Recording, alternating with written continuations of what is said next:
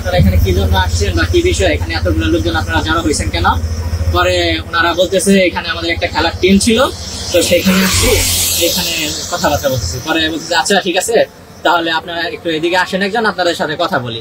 এই কথা বলার সাথে সাথে আমাকে ধরবেন কেন, আমাকে ধরবেন কেন, এই কথা বলে পেছনে যারা ওরা অনেক লোক ছিল, পেছনে প্রায় 50+ ছিল লোক ওরা। তারপরে একবারে ঝরা ভাবে আইসা যে যার মতো কুল ঘুষি বাঁশ দিয়ে ছাড়া আমাদের মানে উল্টা পাল্টা বাড়ি, আমাদের যে মাথার মধ্যে বাড়িছে, বাড়ি দিয়ে পেছনে চিন ফাটাই ফেলছে, এর মাথা ফাটাই ফেলছে, এর হাতে বাড়ি দিয়ে ফাটাই ফেলছে পা।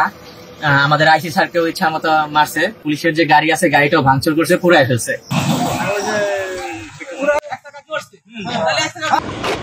ঘটনা হচ্ছে আমাদের নিয়মিত টহল হিসেবেই এই পুলিশের গাড়িটা এখানে এসেছিল।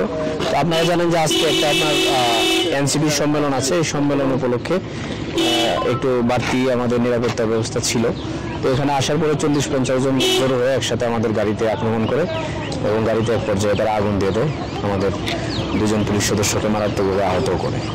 আসলে অকস্মাৎ এই ঘটনাটা ঘটেছে, আমরা এখন পর্যন্ত কাউকে শনাক্ত করতে পারিনি, আমরা এগুলো এই প্রক্রিয়া